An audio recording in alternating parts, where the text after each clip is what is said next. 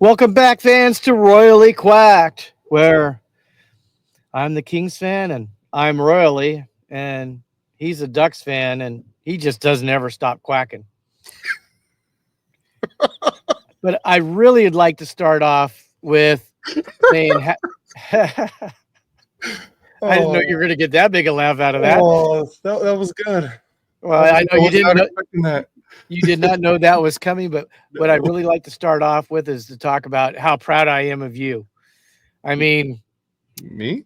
yeah, you. Oh, I mean, this podcast is zero without him. Totally zero without him.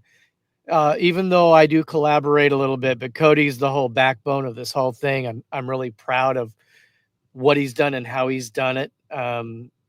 We've made some really new friends through this podcast, yeah. and a lot of that is just because of who you are. Thank you. I mean, I could have. I don't know if I could have been any prouder if you would have been a Kings fan, but then this podcast wouldn't have worked. So it's Yeah. obviously this is how it was meant to be, and I can tell you how proud I am of you. So Thank you. I appreciate that, Dad. yeah, well, you do a great job. I obviously don't have as much time as you do.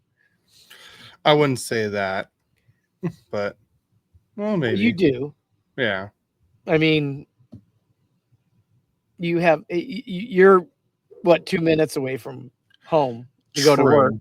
I'm an hour and 15 minutes away to go to work, even though when I stay out in Orange County, I'm still almost 30 minutes away. Yeah. But I And mean, I was still doing this when I was driving for 45 minutes to work. I was still doing all this. yeah, but look how much It's just a more. lot easier now. Yeah, look how much more you do though. And look Yeah. how much more this whole podcast has grown. Yeah. And that's really attributed to your talents and so forth. So I'm proud of you. So Thank I you. just wanted to throw that out to start off the podcast. So would you say I'm the number one child? So for you people that don't know, we have a running joke in the family between me, my brother, and even some friends, you know, who are pretty much like family to me, like Brendan, Big Mac, like even all of Tim's friends. We all fought for who was the number one son or the number one child. It's just a running joke.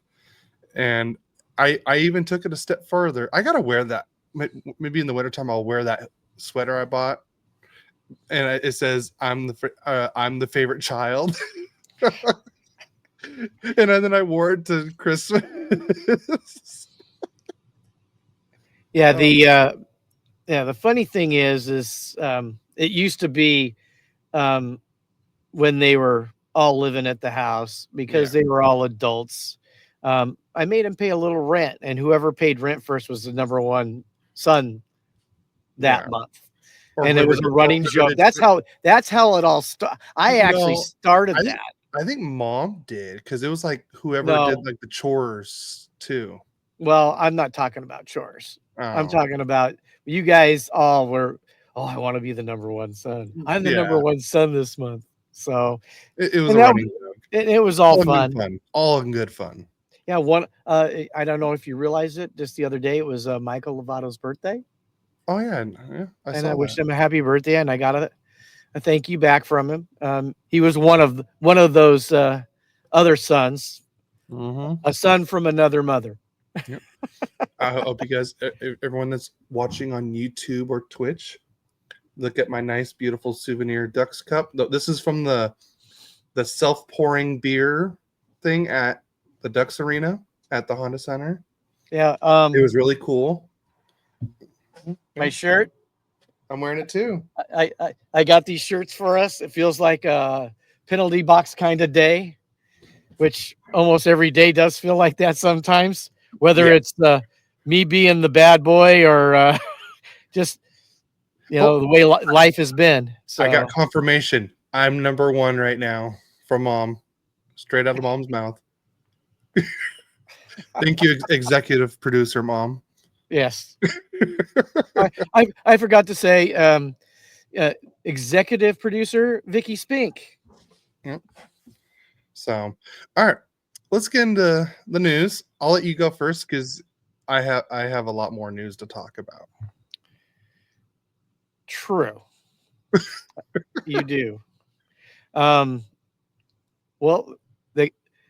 we all know Marco Sturm got the head coaching job for the Boston Bruins, and we lost him for the Ontario Reign. And a lot of people didn't like him for some reason, but I mean, he had pretty competitive teams every year, and I know a lot of fans disliked him. But he bought into the whole system that the Kings did, and he was teaching the young guys to do it. And we see the product of some of that, with Byfield and others. But we do have a new coach. His name is Andrew Lord. He had coached in the ECHL for the Swamp Rabbits and was very competitive and did a great job there. And he's coming back into the Royal team, and going to be the Ontario Reigns coach this year. And we're looking forward to see what he can do, because it's another rebuild there for them, which constantly does happen. You want to be competitive. You want to have guys on that team that can really mentor the young guys coming in. So welcome to the team, Andrew. Looking to see great things from you. We'll probably go see a few games, I'm thinking, this year. I know your mom wants to go to the Duck and Kings game at Ontario. I mean, I don't know if you saw the message from her. I think it was last week or maybe 2 weeks ago. I did try to tell her, I go, you might have a sprinkling of the Kings in there with a lot of young guys playing. Yeah. But then again, it's always fun to go watch a hockey game. And that's you don't really have a bad seat at the Toyota Arena. The Toyota Arena. Yeah. So look, I do have like the achievements for Andrew Lord. His playing career. He played 165 games in the ECHL, 39 games played in the AHL, and then 216 games played with Cardiff in the EIHL. Then he even coached there. He started in 2014 to 2020. He coached Cardiff. Then from 2020 to 2024, he coached the Greenville Swamp Rabbits. That is such a great name. I know. Oh, and then Mom even said, "Don't forget, I'm also a keeper." That is how it all started. That's what. See, I told you. And then this last season he coached the Halifax. Was it Mooseheads? Moose. And then he's a 2-time EIHL playoff champion with Cardiff in 2017-2018.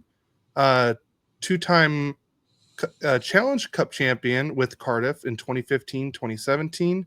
3-time Coach of the Year 2017-2018. That was with Cardiff, and then in 2024 with Greenville. And he was also the ECHL All-Star head coach in 2024 with Greenville. Wow. So just a reminder, executive producer falls under co-hosts. I'm gonna stay out of this. Let's continue. I had to do it. I know. Got to have a little controversy, don't you? Yeah. So I'm in the doghouse the rest of the day. I was gonna say that's not a battle you should start. Oh, come on! It's got you'd like to do it. Yeah, but I do it in good fun. I do it in fun. The thing is, I have to do it to get the look. Okay, it's not the same without the look. I probably got the look. Yeah, but I like do it in person. Maybe a scowl I can see the look. But continue your notes. See, King's News is going longer than you thought. Now the big subject is re-signing Adrian Kempe. I know Ken Holland said that's on the priority list. He's talked with the agent a little bit, and according to all sources, he's looking for around $10 million AAV contract. And that's all per David Pagnotta. I say pay him. Eight times 10, do it. I mean, he's turned into if he would play for a team like Edmonton or some of these other teams, he'd be scoring 100 points easily. But he doesn't just score points. He plays defense. He plays 200-foot hockey. I think honestly, I bet you Kempe would say, I just mimicked what Anze Kopitar was doing. Yeah. He just does it with a lot better scoring touch than Anze did. I mean, he is a better goal scorer than Anze was. Yeah. So let's get him signed, guys. I'm sure every one of you agrees. If anybody disagrees, please let us know. And if you do, try to tell us why you don't feel like we should sign him to that contract. So, well, he deserves $10 million a year, and I'm saying this because he's tortured. Any Kings fans would say give him $10 million a year because he's going to torture the Ducks for the next 8 years. 8 years on that contract. And what Kings fan would not like a guy that always kills the Ducks? I agree with you, Cody. He is. But he plays well against the Ducks. But here's the thing. He always played well against Gibson. And Gibson's no longer there. Could things change? But I don't know. Honestly, the Kings need to get this done before the season starts. Agreed. And I think they're going to do it. I think they're going to get him signed. I mean, I think it's the number one priority right now. It should be.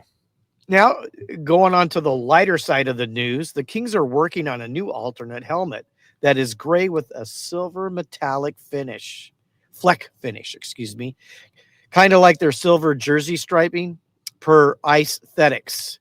So that would be interesting to see how that all turns out. I mean, I really like their matte. Well, here's like a kind of sneak peek kind of look at it. This was during the draft day for the Kings. If you can kind of see, it kind of has like a silver tint to it. It's not white, it's not black. You can totally tell it's silver. Yeah. Someone posted this on Twitter, and I saw that. I'm like, oh, I could see it now. Yeah, throw away the chrome ones. I hate those. I don't know. Some people might like that shiny stuff. It's distracting. Maybe that's why they wear it.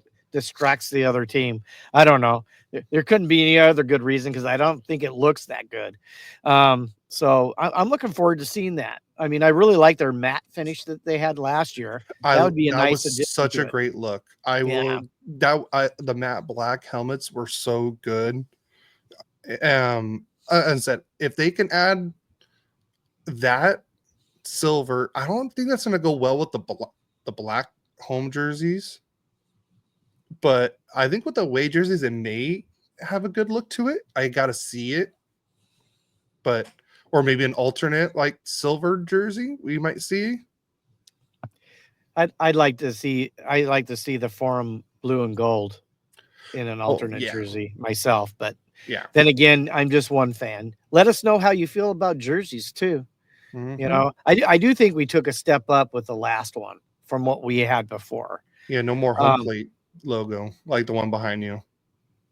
Yeah, I know, but ain't that cool? Hey, ain't that cool? Yeah. I like the wallpaper, but I like the Chevy logo a lot more than that one. You know, another thing I would really like is to actuate the crown more into their uniforms. I agree. And I think a lot of people feel that way. Let's see if they do it. You know, hey, we're the fans. Let's let them know what we want. Don't be afraid to send info to the Kings about it. Mm-hmm. Now, this is per John Hoven from Mayor's Manor. Expect this to be Kopitar's last season in the NHL. Now, to go on top of that, I heard Ken Holland say that, and he talked about the contract with Kempe, that it was a priority, but he also talked about Kopitar. They've had a conversation with him right now. He said, Kopitar said, he goes, I just want to play right now. Let me think about it. And we can always address it later this season or at the end of the season to see if he still wants to play. Because you know what? I mean, he's going to be 38 years old, 39. He didn't seem to lose much last year, but I know, I mean, just how well and consistent a player Kopi has been. The last thing he wants to do is hang on and play at a lesser level than he expects of himself. So when the season starts, he'll be 38. He's an August 24 birthday. So he's 37 right now. He'll be 38. Yeah, he'll be 38 when the season starts. And this will be the last year of that $7 million contract. I mean, even with all the greatness we've had in the, almost 48, 48 years, 58 years, 67. 58 years of Kings hockey. When Anze Kopitar retires, he will retire as being, I think, the greatest King to ever play on the ice for him. I mean, granted, we had Gretzky, the great one, but we didn't have Gretzky for long enough for him to be the greatest King. I mean, if you want to talk the greatest player who ever played for the Kings, it would be Gretzky. And you also had Robitaille, but Robitaille played in Pittsburgh. I think he played in Detroit. He didn't play his whole career with the Kings. And Kopi, I certainly hope he retires and never plays for anybody else. And he also he also brought 2 Stanley Cups for you guys. He did, even though he wasn't the captain then. But he was a major part of it. He was the leader, but he wasn't the captain. I mean, and Dustin Brown did a great job of being the C for the Kings during that time. So, and that's it on Kings news. All right, Ducks news. Obviously, some of these are going to be a little outdated just because we had the free agency recap, then we did the draft recap last week. So some of this is going to be a little bit old news, but the Anaheim Ducks did not extend qualifying offers to Isaac Lennestrom, who's now with the Columbus Blue Jackets. So good luck there, Isaac. Brett Leeson and Josh Lapina. The one person I do want back is Brett Leeson, obviously because Lundstrom's already gone. I wouldn't mind bringing Leeson back because I like the way he plays, and I think he'd be one of those perfect players. And Kyle from Locked On Ducks, even he was saying Brett Leeson would be a great playoff fourth liner. He's tall, he's 6'5", he's good defensively, he has that long reach. And he's someone that I think can do really well in the playoffs. So that's someone who I would like to bring back, maybe as like the 13th forward. He's like in and out of the lineup. And I said, I've always liked the way he played. And I got to tell you, obviously, I because of our podcast, I watch a lot of Kings and Ducks. I listen to the Ducks games, especially when I'd be on the road with work. And Brett Leeson played well for him. Mm-hmm. And just on another note, I think the Kings, one thing they really had to do is what Holland did is he improved that fourth line, because I think that was our downfall against the Oilers in the playoffs. We were playing 9 forwards and only 5 defensemen because Hiller didn't trust the fourth line. And obviously, we traded Jordan Spence, and we traded him because he didn't trust him. And that fourth line's important. And the Ducks are up and coming team, And you got to have 4 strong lines if you really want to play. Not Yeah. everybody has guys like McDavid and Draisaitl and Bouchard that that can do. I mean, because they're still pretty young. I mean, what is McDavid, 27? I want to say so. Yeah. I mean, it seems like he's been playing 10 years already. Probably has been, but I mean, he's still young and full of energy. And we just couldn't. I know we really improved our 4th line, and I think the Ducks are trying to do the same thing. You got to have 4 good lines to get going. So he's 28 right now. McDavid is. Yeah, he's at the prime part of his career. Yeah, yeah. Can you imagine? He's now at the prime part of his career. Well, and Draisaitl, and I mean Bouchard got his money, $10.5 million.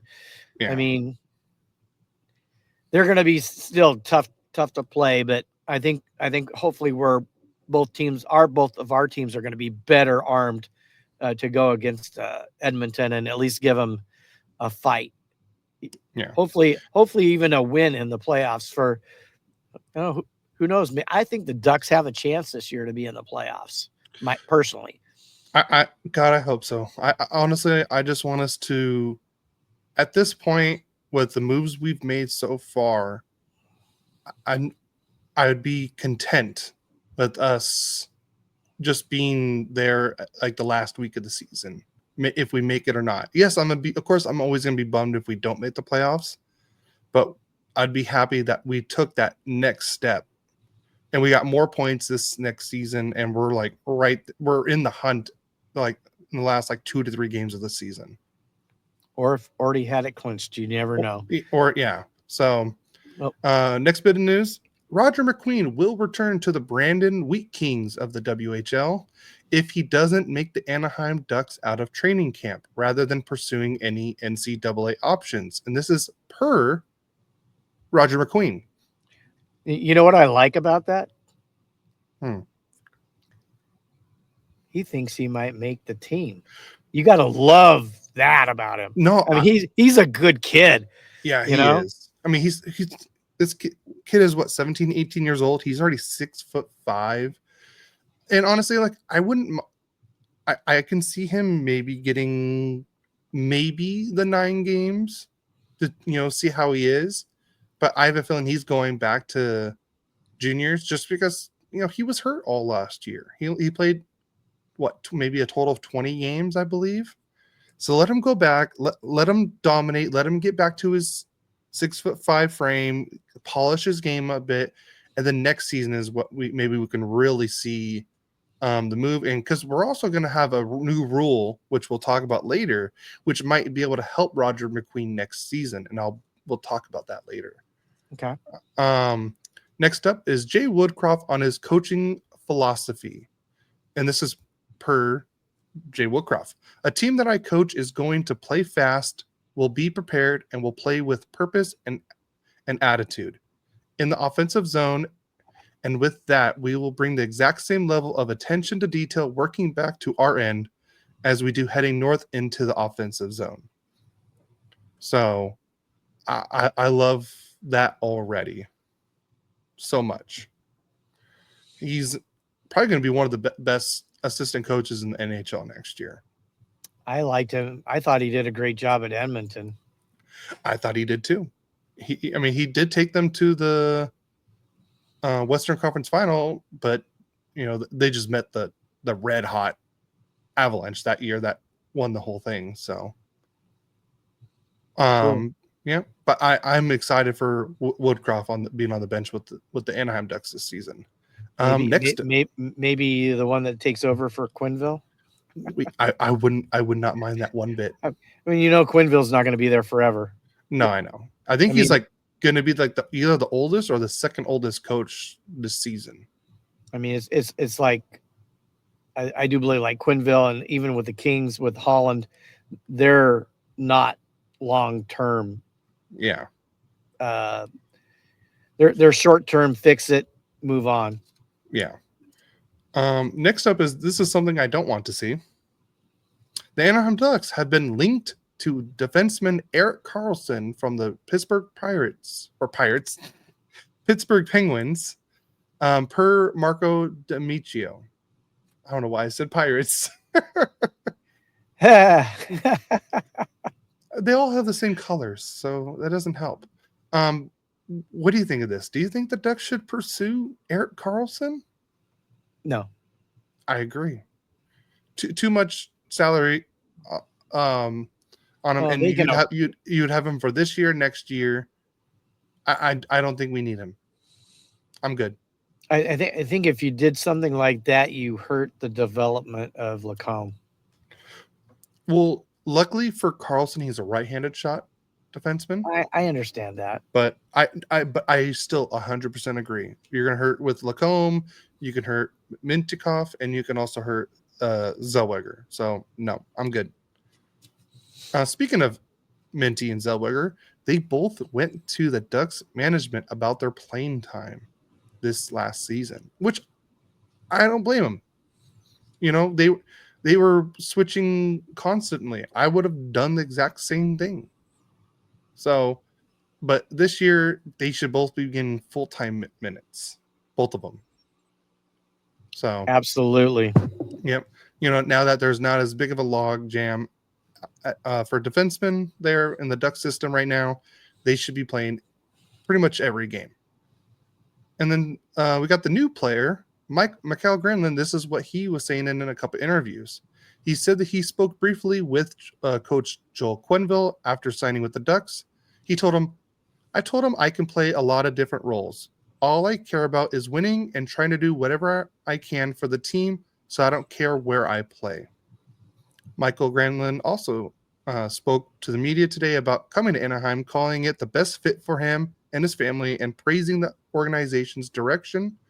He said he spoke with Teemu Selanne before signing, who told him only good things about the Ducks. So that's also great to see. And then, so I was listening to the Empty Netters podcast. We'll also hear a little bit about them later too. But they had a trade idea. They were just playing around, you know. It's not like a rumor or what's going to happen. They were just, you know, like, hey, what do you think of this trade? Would you do this if you were this team or this team? So here's the trade idea. Anaheim receives right-handed defenseman Rasmus Andersson from the Calgary Flames.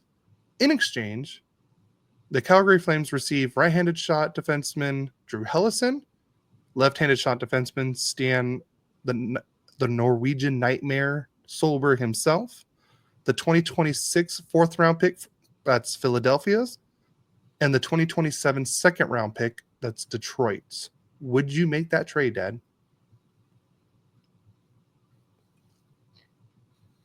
And that's if Rasmus Andersson resigns too. If I was the Ducks, I'd say yes.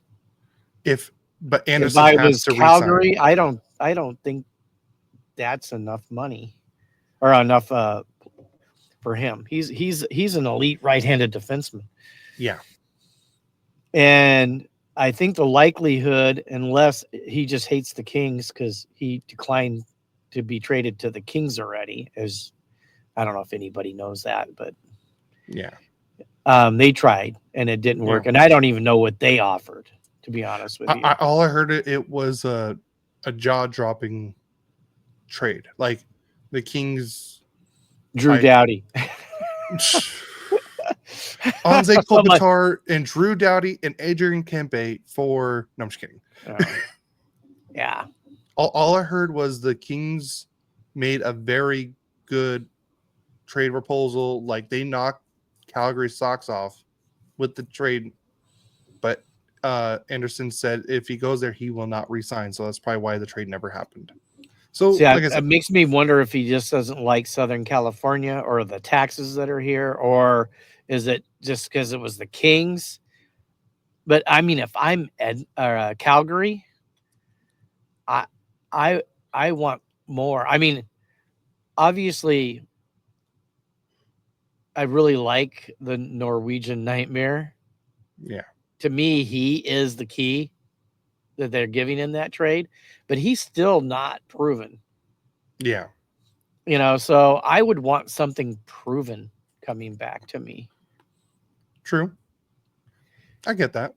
I mean, I'm 50-50 on it. Like, I think for the Ducks, yes, but for the Calgary, I don't know. Like, even for the Ducks, I'm like, like maybe it's just because I like Hellison and Solberg, but we'll see. Like I said, it's not a rumor. I'm gonna just put that out there. It was just these guys just having fun making trades. That's it. I don't want to they put that as definitely a like rumor. to have fun. Yeah, they definitely do. I do appreciate their ingenuity, their talent, and they're having fun. Yeah, And I totally get it because I have fun doing this. exactly. All right, now we're going to go into some signings. The Ducks made a lot of work especially this last week. The Ducks have signed goaltender Callie Klang to a 1-year, 2-way contract through the 2025-2026 season. Then they also have signed center Jan Misak to a 1-year, 2-way contract through this season as well. And then the biggest one of all, Ducks re-sign RFA goalie Lukas Dostal to a 5-year, $6.5 million AAV contract extension. And this also includes, in years 3 through 5, a 10-team no trade clause. What a great contract for Dostal. He deserves every dollar of that, and we locked up our number one for the next 5 years. What Ducks fans? What do you guys think about this contract? Do you think it's too much? It's perfect, or just tell us what you think. I think perfect. I would say we got Mr. Chaos in the Adam Roll. Well-deserved contract. 100% agree, Adam. I think it was a necessary contract. Yeah. I mean, you look at the Ducks' improvement, and I would give 85% of that improvement on his play last season. Yep. He was making saves left and right. I mean, how many times did I hear you say Dostal? I mean, he was, obviously, as a hockey fan, a well-deserved contract. Yeah. As a Kings fan, I would have liked to seen him go someplace else. But, beings that it was the right move for the Ducks. And as we've spoken many times on our podcast, we're hockey fans first. Yep. I mean, I love my Kings, but, if I was the Ducks management, I go, duh. This was just too perfect. Yeah. Well deserved. Yep. Congratulations, Lukas. And may we score a lot of goals on you in the future. How dare you talk about Dostal like that? Hey, no animosity. I hope not. I actually really like him. Nope. You talk crap on my number one goalie during Ducks news. It was not crap. No, you said may we score a lot of goals on him. No, that's talking Kings. crap on my I'm number a Kings one fan. I mean, you would say the same thing if I said that about Kemper. Right, You'd want to score a lot of goals on him, would you not? I hope Kempe gets offer sheeted. Boom. I'm just kidding. I don't think he's even eligible to get offer sheeted. I don't think so either. He still has a year left. No, I know. Next up, Ducks have re-signed RFA defenseman Drew Hellison to a 2-year, $1.1 million AAV contract extension. Another great re-signing, not too much. Good 2 years, a little bridge, and we'll see. And he's going to be the third pairing guy. Here's Adam. Kings can't score a lot of goals when they're giving up the farm. Giving up the farm, huh? Yeah. And then next up, this was a insider. Bob Stauffer tweeted out, I heard he's talking about the Anaheim Ducks are going to trade Olin Zellweger. And the rumor is that it's the Edmonton Oilers are the team where he might go to. But for what? What would you want from the um, Edmonton Oilers? Zellweger for McDavid, straight up. or Draisaitl, straight up. Yeah, sure. Yep. I think that's fair. Cody, what? Wake up! You're dreaming. Oh, darn it! Such a great dream. All right, next up, the Ducks have new jerseys for next season. Chris Kreider will wear, shockingly, number 20. I mean, that's not a shocker. Mikael Granlund will wear number 64, so that means Colangelo, when he resigns, will need a new number. Next up, Peter Mrazek will take number 34. But wait, there's another player that was already wearing number 34. That's right. Pavel Mintyukov will wear number 98 next season. That's right, number 98 next season. And then the newly re-signed defenseman Drew Helleson will go from 43 to number 14. Let's take a little look. The players that have won number 14 in Anaheim history. Joe Sacco. Let's see. Chris Kunitz, Jeffrey Lupal, Rene Bourque, and last but not least, Adam Henrique. And the people who've worn number 20. First player was Bob Corkum. The number 20 I remember in Ducks history, Steve Ruchin. We also got James Wisniewski, Pontus Adberg, Christian Klaus, Nick Delorier, and last but not least, Brett Leeson. And then number 34, first person to wear it was Antonelli Fonadov. You also got, let's see, who else? Sam Steele wore number 34, Jamie Drysdale, and then Pavel Mintyukov was the last one to wear it. Number 64, people should remember this name, Matt Bolesky wore number 64. Steven Nosen, Kiefer Sherwood, and the last person to wear it was Sam Colangelo. And then number 98, Pavel Mintyukov will be the first player ever in Ducks history to wear the number 98. So you think Mrazek gave Mintyukov something for his number? That's a good question. You know, sometimes there's a little a gift or cash or something on there that they go because they like that number. Yeah. And then Adam with his comment, Kings lost Fagimo and Luke Rowe. Stupid moves. I don't know who Luke Rowe is. Yeah, I saw that. Because it was a Fagimo. He signed with Winnipeg, correct?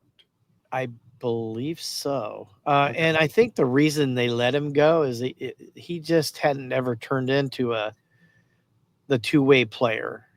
And he didn't really ever produce the offense in the NHL like he did in the AHL. That's the only reason I could see them moving on from him. I was disappointed too, Adam. I really liked him. But that's the only reasons I can think of, not to make excuses, but that's what when I saw that, I was disappointed. And but I'm saying they don't see a future for him here. And maybe they're doing him a favor. You know, sometimes it's what's best for the player than it is for the team. You let them move on, and maybe they go and move on. And one thing I forgot to mention, and it really isn't Kings news, but it's ex-Kings news. Gabriel Velarde got signed, and he's 7.5 million AAV. Wow, you really spoiling our next bit of news? What? It's is that in? Is it in there? Right there. I didn't see it in there. Right there. Okay, sorry. Spoiler alert. Spoiler alert. Now we're Spoiler going alert. into that. So now we'll go into league news talking about extensions. So now my dad just broke. Well, it was the last one on the list, but it's now the first one. The Jets have signed RFA forward Gabe Velarde to a 6-year, $7.5 million AAV contract extension. There you go. And just to throw on top of that, the one regret I've had over the last few years that the Kings did is let him go. Yeah. I thought he was one of that key players when our power play was up at the top. And letting him go for PLD. I'm not going to even say it. PLD. Yeah, well, he's done okay in Washington. It just was a mistake for us. Yeah. But anyways. All right. Back onto another extension. Since you took that one, I'll take the next one. The Avalanches have signed ex-Duck defenseman Josh Manson to a 2-year contract extension worth $3.95 million AAV. The Utah Mammoth have signed RFA forward Jack McBain to a 5-year, $4.25 million AAV contract extension. And the Blue Jackets signed forward Dmitry Voronikov to a 2-year, $4.175 million AAV contract extension. Yep. The Kraken have signed forward Ty Carte to a 2-year, $1.25 million AAV contract extension. And the Flyers sign restricted free agent defenseman Cam York to a 5-year, $5.15 million AAV extension. Yep. And then someone that's been now no longer can be offer sheeted, Bowen Byram re-signs a 2-year, $6.25 AAV with the Buffalo Sabres. But I still don't think the trade rumors are done with this, even with this signing. So now it's it might just rev it up. Yeah, it might just rev it up. That way, you got 2 years. Yeah, you got 2 years at a good deal. I wouldn't be surprised if he's still traded. But there was a video I saw of Bowen Byram where he was. I believe this is when he was still with Colorado. A guy was interviewing him, and he was like, "Hey, you like my jacket, like his suit jacket?" And he was like, "Yeah, it's nice." He's like, "Yeah, my name's on it. Do you have your name in your jacket?" He's like, "No, my name's on the cup." That's what Byram said to the reporter. I was like, "Ooh, that is such a good comeback." And the reporter's like, "Okay, yeah, you win." And Byram said it so fast. He's like, "No, my name's on the cup." Like, it was perfect. All right, here we got. This is what Adam said. Luke Rowe, number 5 defenseman from the Air Force Academy, huge Patriots supporter. Everyone, please go support the Patriots hockey. Please do it. Adam's great over there. He was never given a fair shot in Ontario. Hopefully he gets it in Jersey. I agree. I like him already now. Maybe it's just because I never followed the Ontario Reign as much. But please go follow Patriots hockey on Instagram and everything. Go support them. I believe they have a huge golf tournament coming up, and it's actually going to be right down the street from me. I don't know if you saw that. So if you see Adam on the ice, don't forget to throw a teddy bear at him. Oh, it's 5 points if you hit him. All right, let's see. You got the next. You got. Well, we already said that one. So, all right, now here's all the new signings. The Sharks have signed forward Jeff Skinner to a 1-year contract worth $3 million. This is a good little deal. He doesn't want to play playoff hockey anymore. I'm just kidding. He'll probably play really well, score a bunch of goals, and then get traded at the deadline, half retained, and go to a playoff team. Yeah, Braden Coots signs a 3-year ELC with the Canucks. He was the 15th overall selection in 2025 first round. So sign him quick. Here, you can try, old man. Oh, that's a challenge. Honestly, you have a better arm than I do now. I'll get close enough where I will hit you. I can't throw with my shoulder, so Dad, that's on you now. If it was a soccer ball, it's a different story. But all these next signings are going to be 2025 draft picks. They're all just signing their ELCs. The next one was Benjamin Kindle signs his 3-year ELC with the Penguins. He was the 11th overall pick in this last draft. Victor Eklund signs his 3-year with the Islanders. He was 16th overall. I did not expect him to go down to 16. I thought he was going to get drafted in the top 10, top 12. Radim Murka signs his 3-year ELC with the Sabres. He was the 9th overall pick. Anton Frundell signs his 3-year with the Blackhawks. He was 3rd overall. Yep.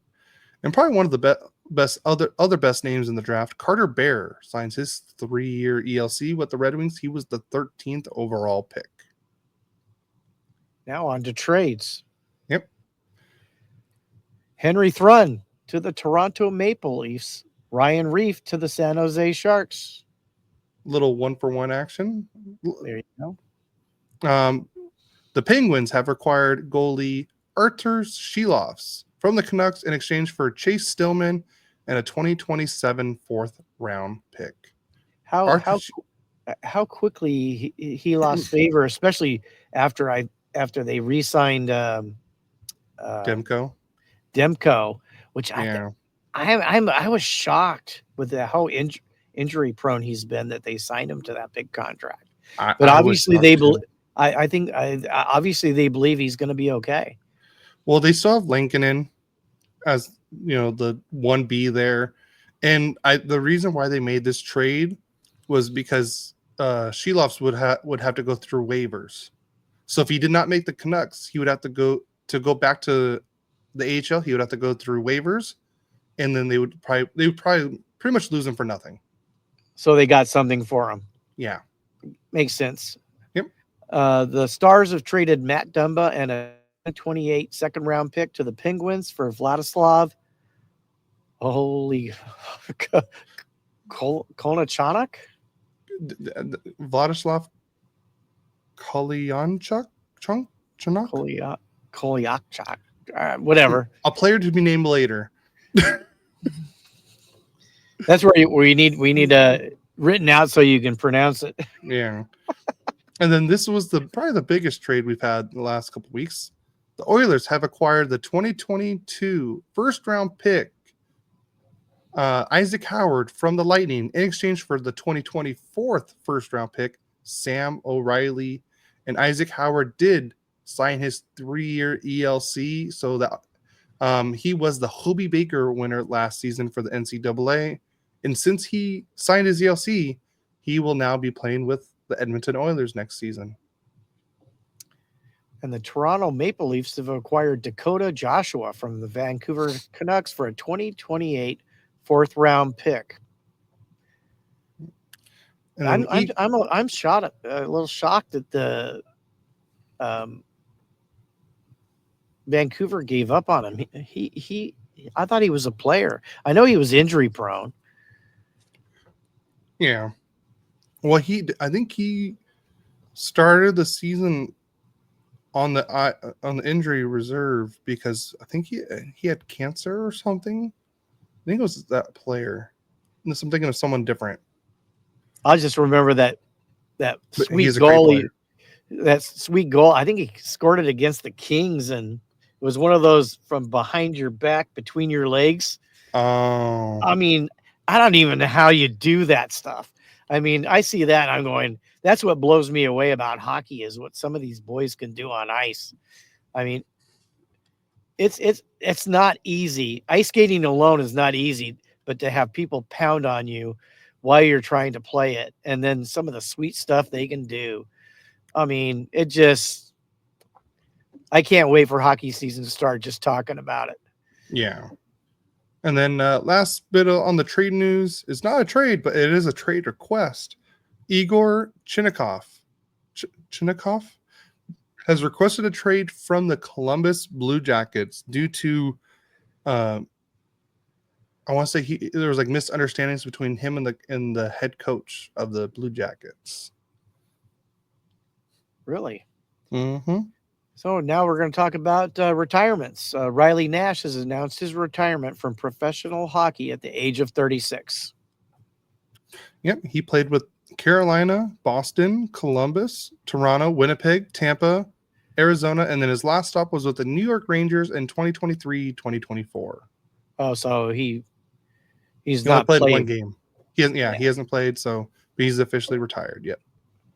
Okay.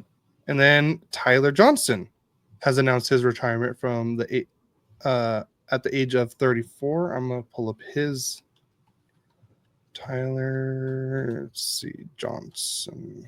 There it is. I know he was more famous with Tampa Bay Lightning. Here he goes. Tampa Bay Lightning, and then the Chicago Blackhawks for 3 seasons, and then he last played this last season with the Boston Bruins. He only played 9 games and had 2 assists. But he was a 2-time Stanley Cup champion with the Tampa Bay Lightning. And Yaroslav Halak is retiring from professional hockey at the age of 40.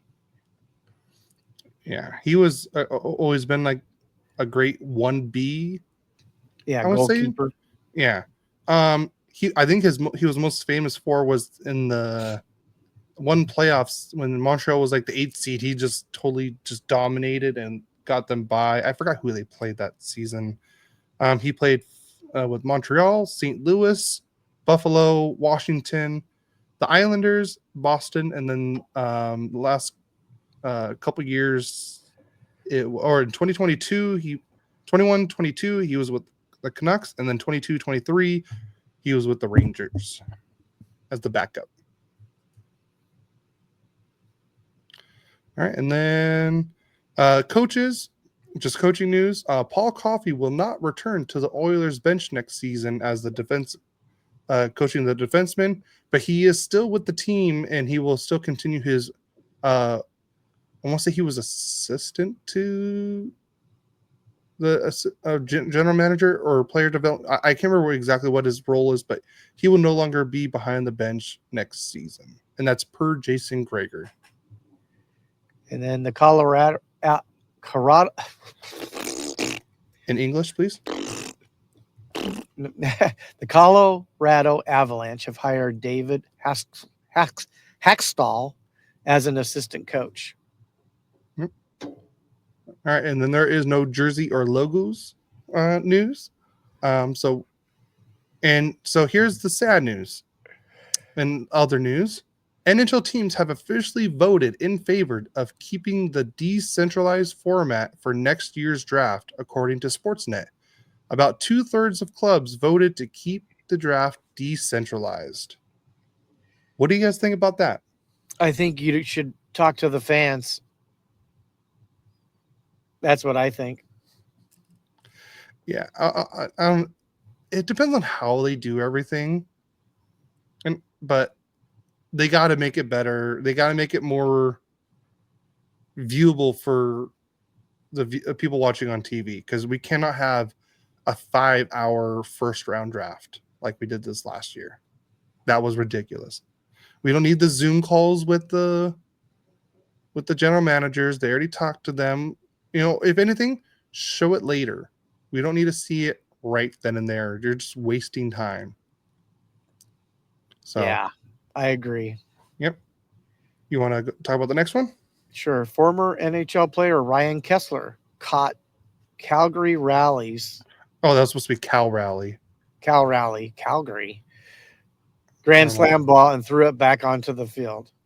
Yep. There were literally, you could see the video of him catching it or having the ball, and he threw it onto the field. Oh, and it was definitely Kessler. Now you edit the notes. So I just noticed it. Okay. Okay. So we're going to talk a little bit of, actually, we'll skip this for now because we're going to talk about CBA stuff a little bit later.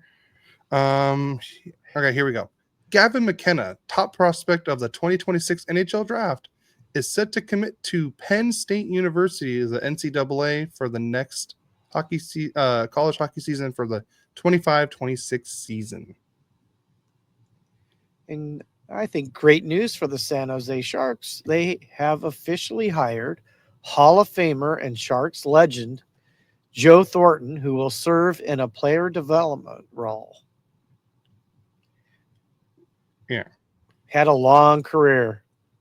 I do believe they got him from Boston, and they stole him. They stole him from Boston.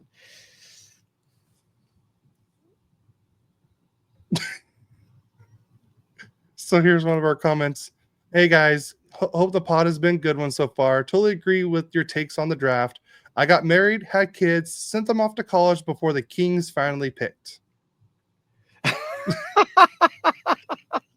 It was a little tedious, wasn't it? I mean, it was their first time at the decentralized draft. Yeah. Obviously, hopefully they will correct the mistakes that were made this year. Yeah. That's all. That's all. That was such a great comment, though. Yeah, I loved it. I thought it was. Yeah, Cody, you were a baby before the Kings drafted at 31. I know. Now look at you. Look at me now. I'm a big boy now. So I don't know if you guys saw on social media, there was a big fight at a golf course, and it involved a hockey player, a former hockey player. But here's the funny. So here's the thing. Me and my buddies were talking at work, and he saw this video of this golf fight, like on the golf, during the while they're playing golf between two guys. You could totally tell they were drunk. And he was showing me. I was like, wow! And the way the guy was grabbing, I was like, man, that guy looks like a hockey. I didn't say it out loud. I'm like, because the way he was grabbing, he was like kind of grabbing his collar right here, and he was going, and he was literally making sound effects for his punches. When he was punching the guy, he would go bang, bang, and everything. And it turns, and then I go on my Instagram account and I look and I see the exact same fight. And it turns out that person was Nick Ternasky. And I believe he used to play for the Ducks. The incident occurred at the Alberta Springs Golf Resort in Red Deer, Alberta, where Nick Ternasky, a former NHL player, was involved in a fight with another golfer. I'm not going to say the guy's name. The confrontation reported stemmed from frustrations over the slow pace of play on the course. Video footage shows Ternasky arguing with the other golfer before the situation escalated, resulting in Ternasky throwing the other guy into a pond and delivering several punches while shouting bang with each hit. The guy charged him. He literally grabbed him and threw him into the pond. And the guy still continued to go after Ternasky, a big dude. And then he just kept punching him and making the sound effects. And he literally threw him again. And his body was literally parallel with the ground when he threw him. You got to watch the video if you haven't seen it. I've only had that kind of hockey fight once in a softball game. Here we go. Here we go again. So I was the left fielder. We had this guy. I'm not even going to say names. He ran to first base with his hands up, and the ball hit his arm before he got to the bag, and the umpire let it happen. And this team got pissed off. And I guess the next time they came up and he was playing first base, kind of ran into him. Next thing you know, everybody, I'm just standing in left field because I go, I'm not going to instigate into a fight. I'm an adult. This guy comes running at me, and I'm just sitting there going, no, this isn't going to happen, is it? And as he ran at me, I just took a step to the left, and I don't know how luckily I hit him right in the nose. And he went boom. Then he got up and he goes, I don't want to mess with that guy. And then he runs to go fight our shortstop, who was like 6'3", 225. Jesus. And he pounded him, and then we go obviously for pizza and beer after the game. And, everybody's talking about the fights, and, I threw one punch. That was it. And they go, we didn't even see you. I go, I stayed in left field. I'm not stupid enough to go get into the fight because that's how you get hurt. They go, "Did you hit anybody?" I go, "Yeah, I hit this guy square in the nose." And then the shortstop's saying, "I saw that." And then he got up and came after me, and I beat the holy crap out of him. He goes, "I don't think he could see me. His eyes were watering so bad." Because when you get hit in the nose, I don't know if you ever know that, but your eyes will water. And then a lot of times they'll tell you, if you get in a fight, you can get them, the groin or something, or hit them in the nose, they can't see you. Yeah. You think the guy would have given up and gone after one of the smaller players, but Stan Hilton, beat the tar out of that guy. Only fight I ever was involved in a softball game. Only once I played street hockey. I only don't want to hear. I don't. You don't want hear that. I already no. told that story, I think. Yes, on I here, know. So I've heard it a million times. it was fun. Okay. You want to talk about the last one before we go into CBA stuff? The NHL Frozen Frenzy appears set for a return this season on Tuesday, October 28th, with all 32 teams in action and a completely staggered start times. So that means we'll have a lot of hockey on the 28th. So here's the list: Pittsburgh, Philadelphia at 6:00. I believe this is all. Oh, this is Eastern time. Calgary versus Toronto, 6:30. Columbus versus Buffalo, 6:45. Anaheim, Florida, 7:00. New York Islanders and Boston, 7:15.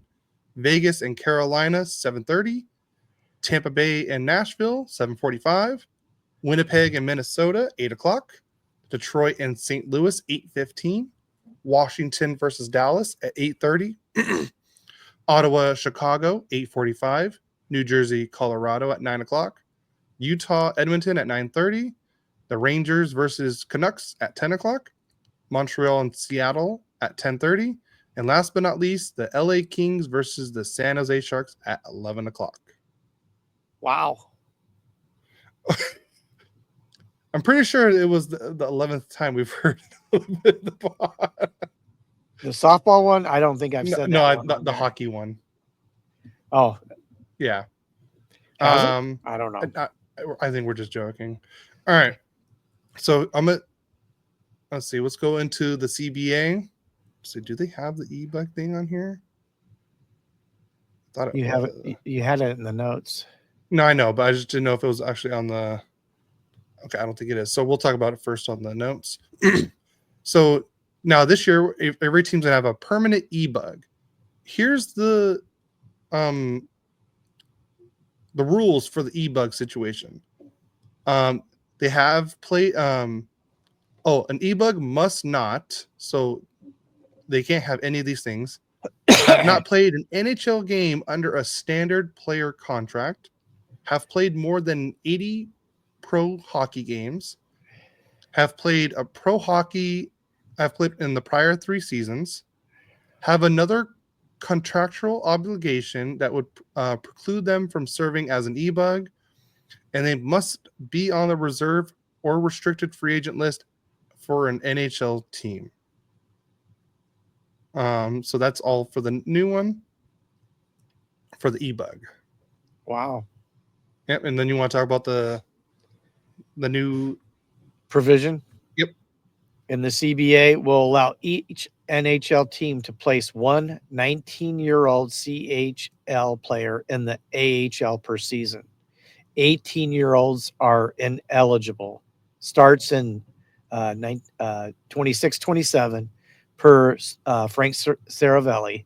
Currently, 18 and 19-year-old CHLers are ineligible for AHL hockey. Yes, so this would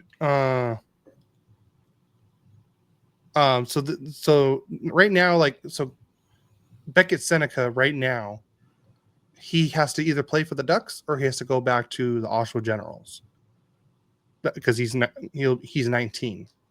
Roger McQueen, same thing. If he doesn't make the Ducks, he has to go back to the Brandon Wheat Kings. So this new rule, so next year it would, so say Roger McQueen doesn't make the Ducks next year, he can be the one player that can play with the goals next year. as the one 19-year-old that CHLer. So this would like Liam Greentree for you guys. He could be that one player. But by the time this goes into place, he'll be playing. He'll be 20. I do believe. Next year he'll be 20. So does this mean Greentree will be eligible to play in the AHL not this year, because I believe he already said, never mind. Never mind, you answered it. Yeah, so this season they either have to make the team, like the Kings or Ducks, or they go back to their juniors team. Next season, but I think next season Greentree and Seneca would both be overage, so that they could either play for the Gulls or the Ducks, because they'll be 20 or older. Yeah. But like McQueen or Stevich, next season, say they're just dominating in the juniors, and if going back, it does not make sense, and they don't make the big club team, then they can play. They could be the one player that can play for the Ontario Reign or the San Diego Gulls. I hope that answers everyone's questions on that. So now let's go into other CBA, because it's now official. So now this will start next season. Okay, the playoff LTIR. New LTIR rules limit cap relief to the league average salary, 3.82 in 2024. If the player is expected to return that season, full relief is only allowed if the player is ruled out for both the regular season and playoffs. In the playoffs, teams must keep the total cap hit of dressed players under the regular season ceiling. Cap hits are not prorated, and all dead cap from the regular season buyouts or buried contracts counts towards the playoff cap. For retained salaries, the player retaining team salary playoff hit is prorated, but the acquiring team takes on the full remaining cap hit. Wow. Yep. Okay, double retained contracts. Teams can no longer do a double retention trade in which a third party retains a portion of the contract to reduce the player's cap hit on the new team all at once. Now a team cannot retain on a contract that has already been retained within 75 regular season days of the first retention. Days outside of the regular season do not count. That means that if a contract is retained at the trade deadline, it cannot be retained again until the second month of the regular season. Wow. Boy, I tell you what, lawyers were involved with this. Otherwise, they go, it's been more than 75 days because we've been in the off season. They've even figured that out. Yeah.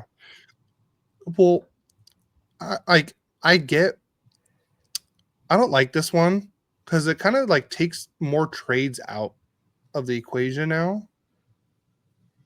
But I know like this was more helpful because of the dead cap era, because like the salary cap was not going up, but players were making a lot more.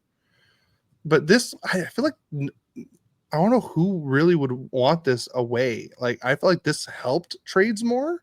So I kind of don't. This is the one I don't like right now.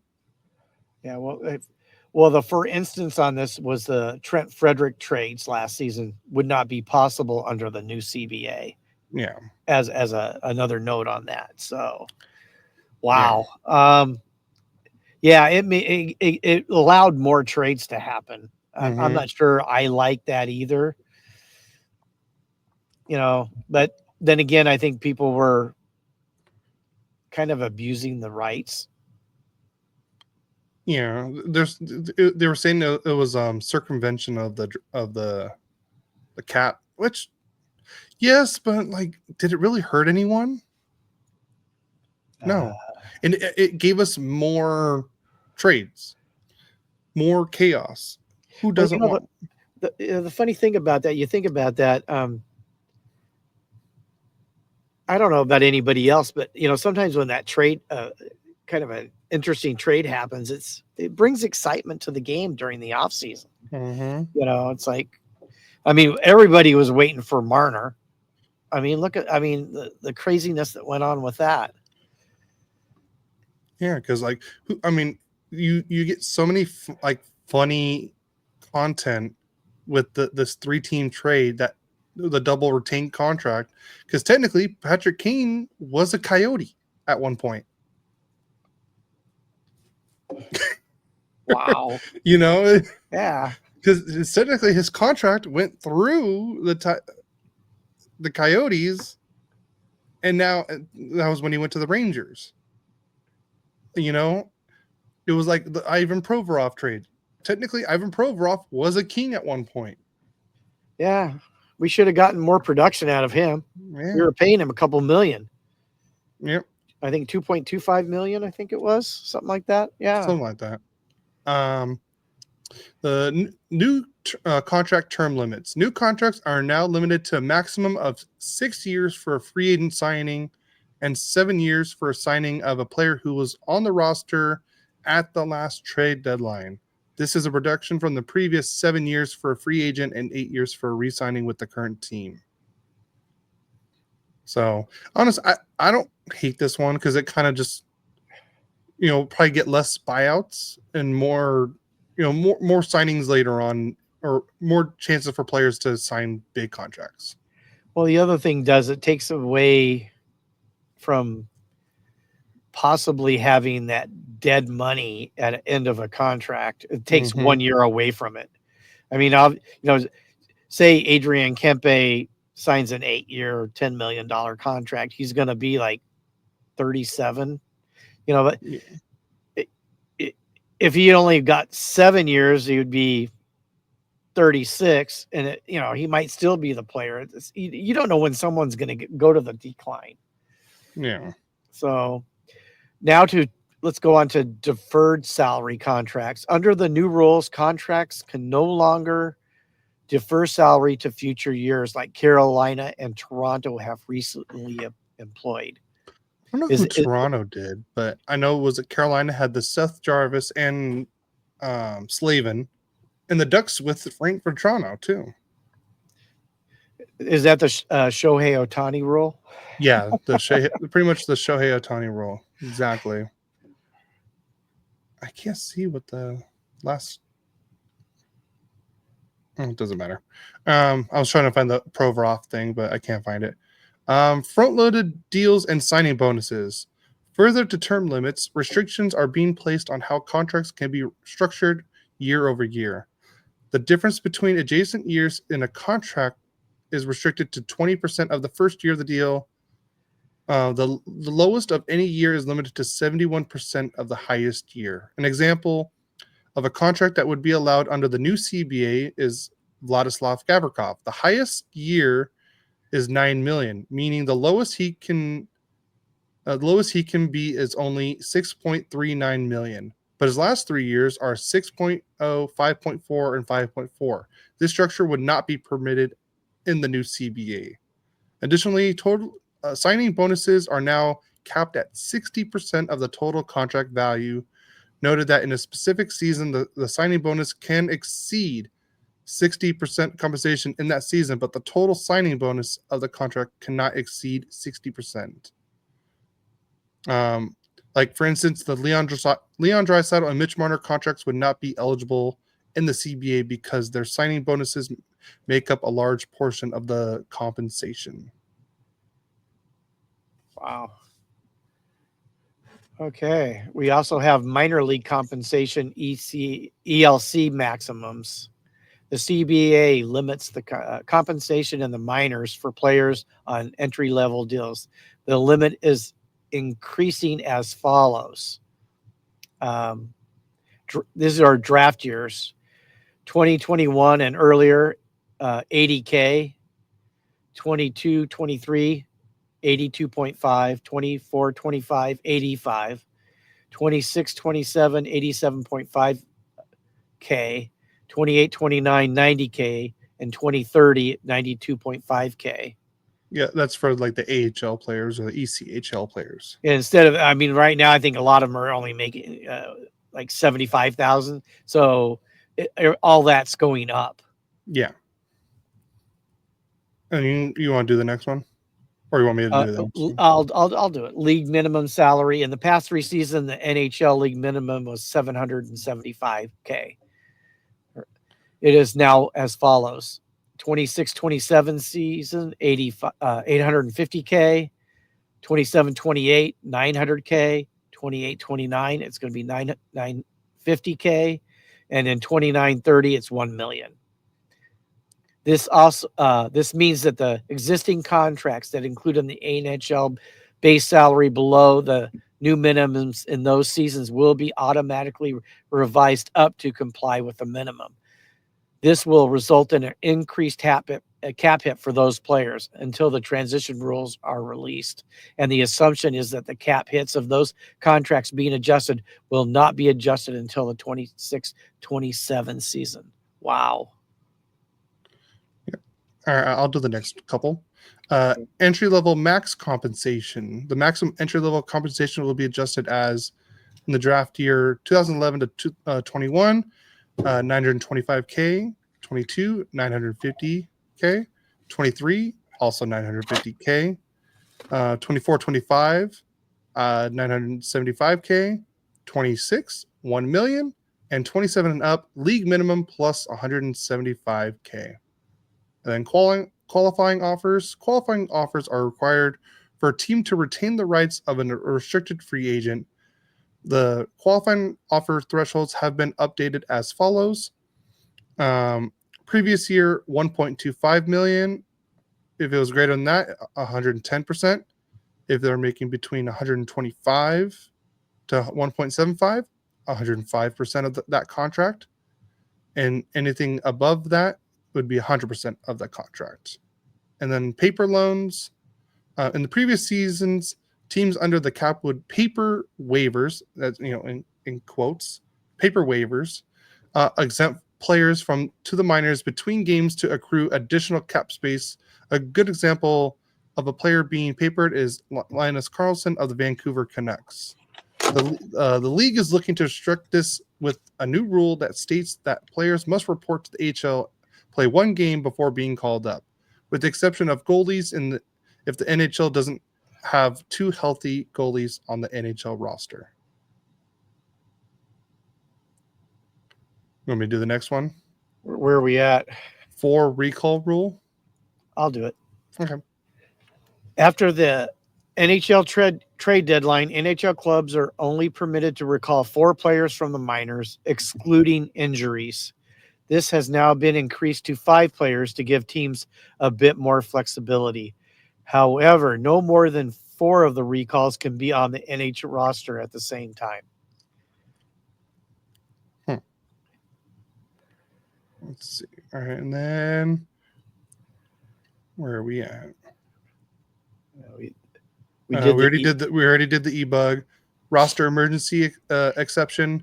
When teams do not have sufficient cap space to ice a full roster, they must play one short one player for 1 game, then can use the roster emergency exception. The current rules allows a player with a cap hit of league minimum plus 100K to be used as the exception, currently at 875K, and the player does not carry a cap hit. The emergency exception threshold is increasing to the league minimum salary plus 375K. This also bearing threshold amount. Using the exception will now create cap consequences. The team will be charged a cap hit equal to the amount of cap space they do have available. The difference between the exception player's cap hit and the cap space available will be charged the following season as an overage cap charge, similar to performance bonus coverage. So say I'm going to say the cap hit is at 95 and you need a special player, and say you need a league minimum player at, let's just say 1 million. So if that player plays and you're over the cap for 1 million or so, you now lose I believe this is what I think it is. Don't quote me on this. Is that next season you'll lose $1 million cap hit? Pretty much, it'll be like a bonus for the next season. Yeah. So That's it's kind of the penalty comes a season later. But that's if they use that exception. So on to performance bonus eligibility. The player under 35, not on an entry level contract, can only be eligible for performance bonuses if they had a significant injury in the previous season. A player now qualifies if either of the following are met: spent at least 100 days on the injured reserve during the previous season, spent the final 70 days of the season on IR, and appeared in no more than 2 playoff games. The ability to qualify for this bonus based on the second point is the new in the CBA. Interesting. Reserve list exclusive rights. Starting with the 2027 entry draft, teams will hold exclusive signing rights to drafted players for a set period based on the player's age. If they're age 18 at the draft, their rights are retained through June 1st, 4 years later. If they were age 19 or older, rights retained through June 1st, 3 years later. After this period, if unsigned, the player becomes a draft-related unrestricted free agent. Exception: if the player is a bona fide college student, the exclusive rights extend until 30 days after the player notifies the NHL they're leaving college hockey. So, like before, it was like, if you played in the CHL, you had the rights for 2 years. If you had a NCAA a college player, you had rights until their senior year, pretty much. Like what the Ducks had with like Henry Thrun and the end of their senior year. The end of their senior year, yes. Yeah. So on to other interesting items. The CHL exemption. NHL will try to allow each club to have one 19-year-old in the AHL instead of being forced to send them to the CHL. We already talked about that one. We've already talked about that one. Yeah. European free agents. Players aged 25 to 27 from Europe are no longer require an entry-level contract and will be subject to the same level rules as North American players, which that was unfair to American players before this. So they fixed that part of it. Mm-hmm. Mid-season PTOs. Teams can sign players to a 10-day PTO with the rights of first refusal. I got too much sleep last night. That's what it was. Rights of sleep. Yeah, I actually slept like 8.5 hours. I usually sleep like 6.5 hours. So let me go over that again. Teams can sign players to a 10-day PTO with the rights of first refusal on any NHL deal offered. Sponsorship restrictions. No endorsements involving tobacco or cannabis, including CBD products. Hey, no dopers. Darn it. Dang. Does that mean edibles? That means edibles, Dad. Yep. And then last but not least, neck protection. Beginning in the 2026-2027 season, players with 0 games of NHL experience will be acquired to wear cut-resistant neck protection. Required? Required, yes. It's a tongue-twisting day today, isn't it? Blah, blah, blah. English is my 8th language. But no habla inglés. Yeah, no. Shut up, Adam. I already know you're going to say something. Yeah. All right. Let's do. You want to talk about, or do you want me to talk about the Ducks or the Kings release schedule video? Well, you can start it off. I'll throw in information. I think you know a little bit more about it than I do. So, like we talked about earlier, the empty netters, they helped the Kings with their release schedule or schedule release video, and it was hilarious. I will give you that. It was. Hilarious. There was one part I did not like, but I did laugh, and I did put it in the show notes. So go check out the show notes. The link is right there to go watch the video. I don't even, is it Gary has spent too much time following the Grateful Dead. It's not gray, it's Gary, by the way. No, it's gray. I see gray. He's right. Boy, it even goes off to people sending us messages that it doesn't come out exactly the way it's supposed to. Yeah. And you guys got to watch the video.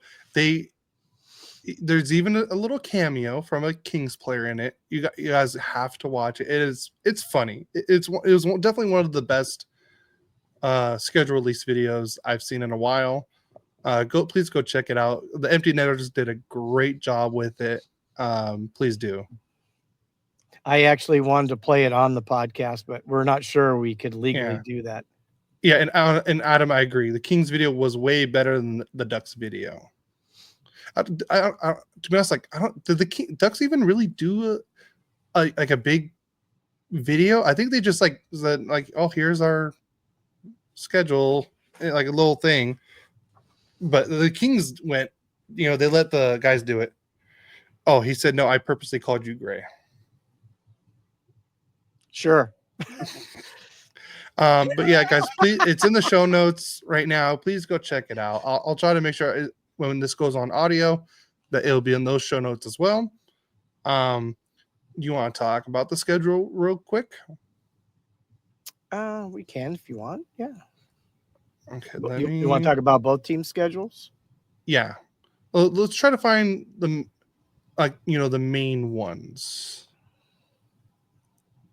So for the Ducks, we start away for the first two games. So our season opener is on October 9th on Thursday against the Seattle Kraken.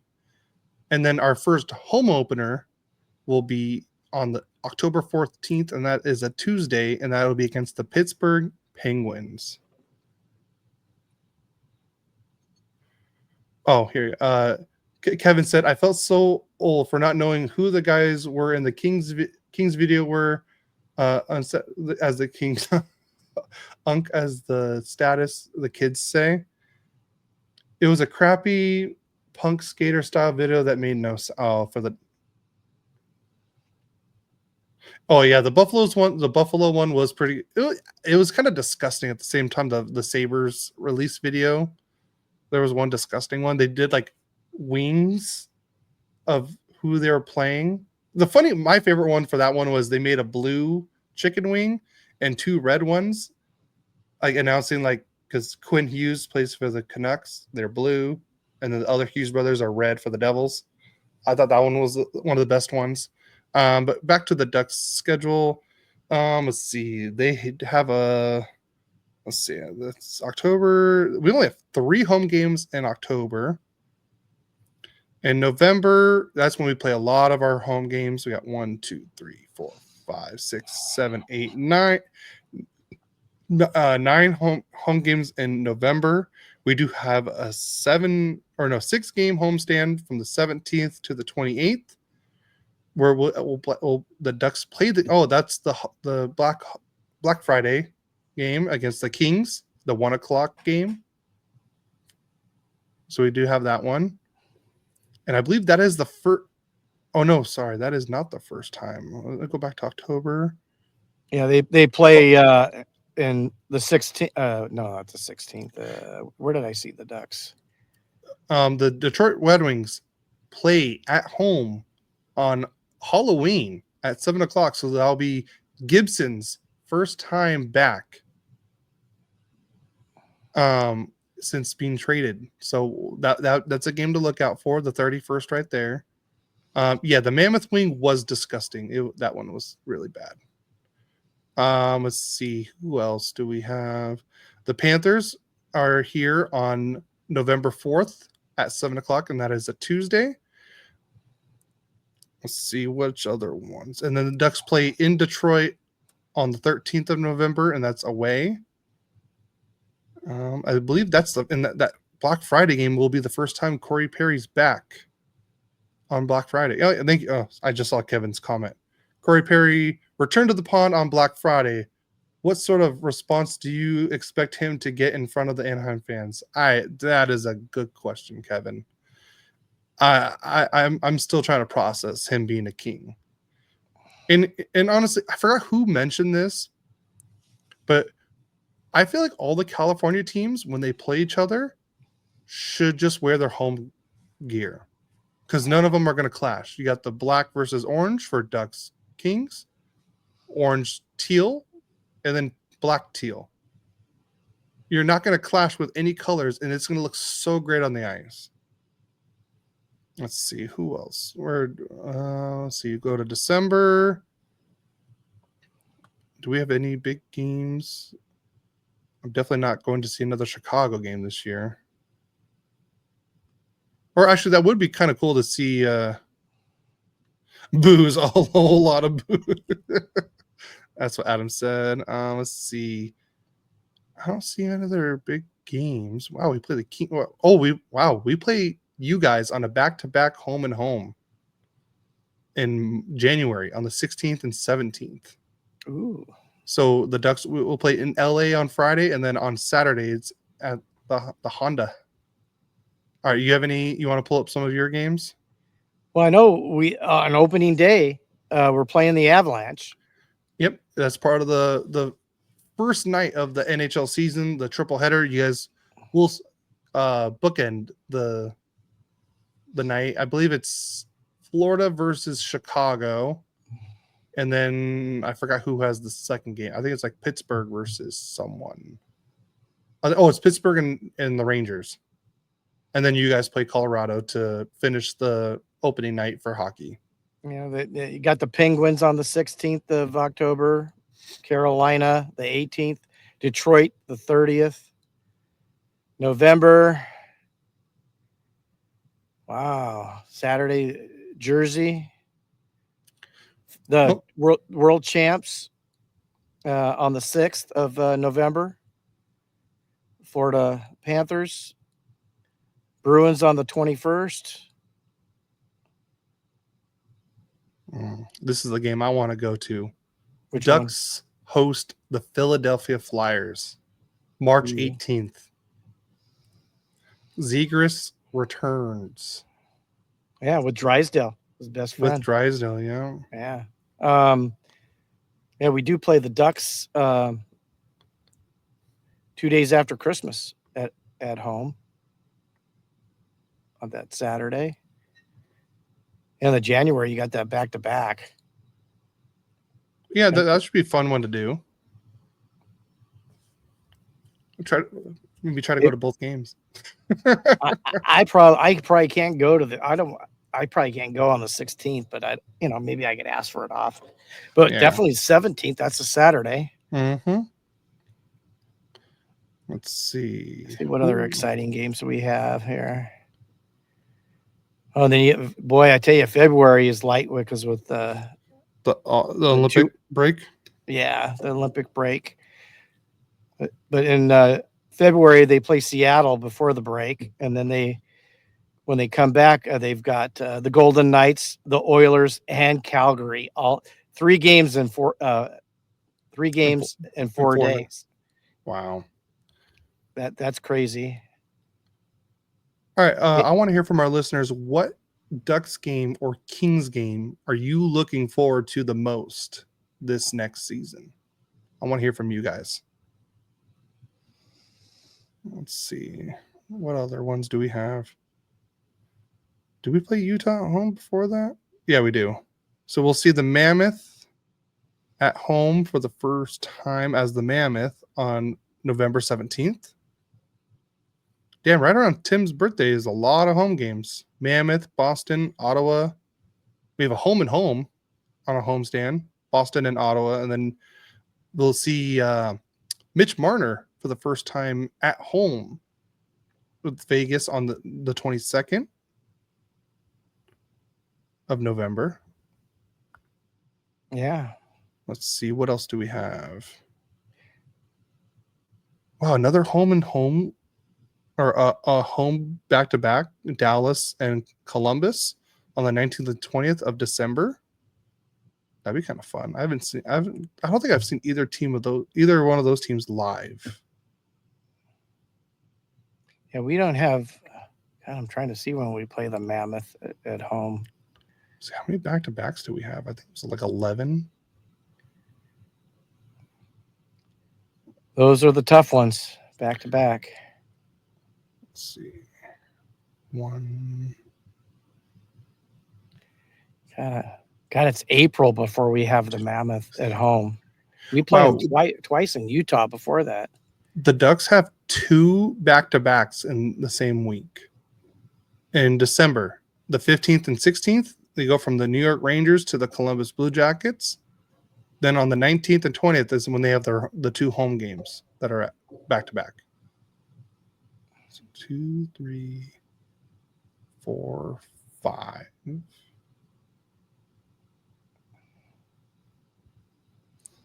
6. God, and we finished the last 3 games on the road in April. 8. Did I count 8?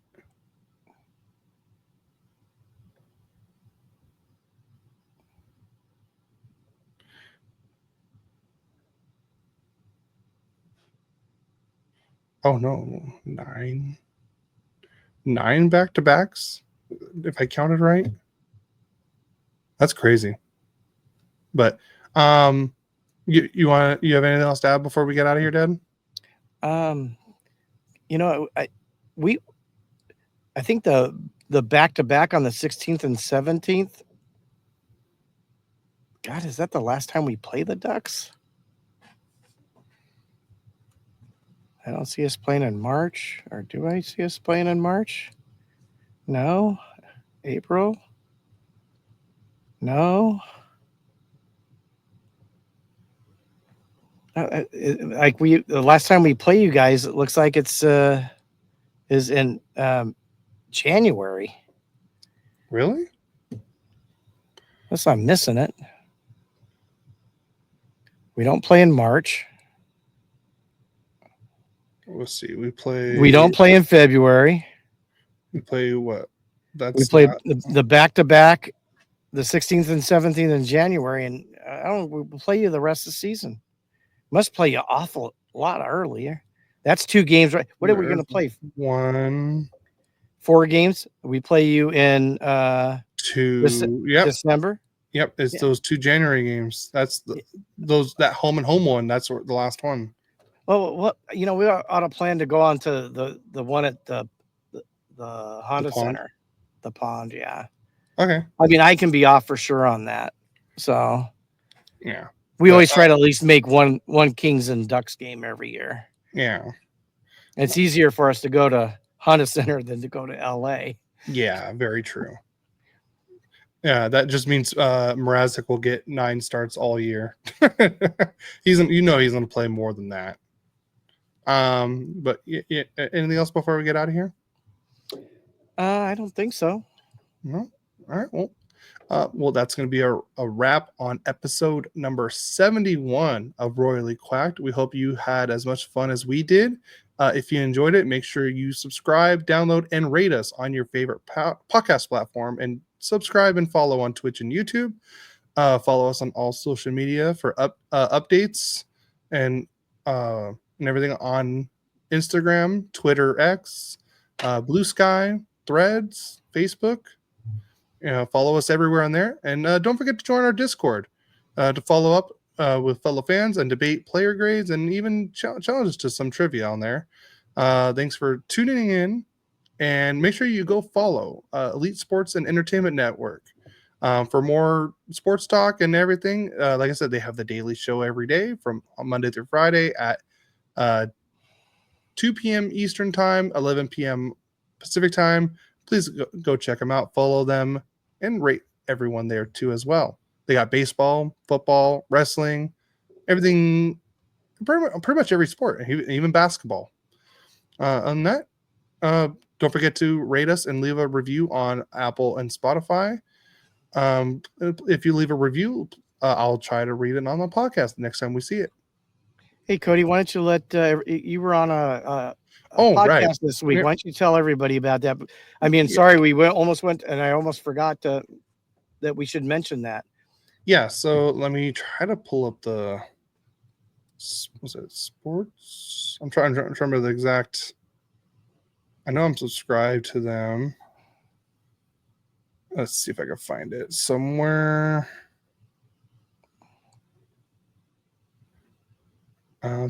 Where are you? Yeah, it's on the South Florida Tribune. I might be on the podcast again this next Thursday. They asked me to be on again. We go live between 5 and 5:30 Pacific Standard Time. I will be on this next one, I'm pretty sure. Yeah, just tune into that. I've been on the last 2 weeks and they want me on again, so I'm looking forward to that. Please go check them out. Go subscribe to them as well. Honestly, those chats are so funny. If you don't pay attention to the video or us live, just honestly tune in for the chat. It is so hilarious. Like just the tangent that the comments go through. It is so funny. Just even when I'm on the show, I forget I'm on the show because I'm just watching the chat the whole time. So please go check out the South Florida Tribune. Go follow them. Scott, I forgot his. Scott runs the whole thing with his wife Candy. They are great. They actually just did like a little international tour, and they did a tour of the Stamford Bridge where Chelsea FC plays. Oh, that's So cool. I was a little jealous about that. So yeah, go like and subscribe to them over there. They would really appreciate that as well. Yeah, and I'm hoping I could find some time to get off and maybe go on there one time. Maybe we could both go on. That would be fun. That would be fun. Yep. Yeah. But all right, on that, you ready to get out of here? Absolutely. All right, just remember, let's go Ducks. Go Kings, go. Have a great week, guys. See you next week.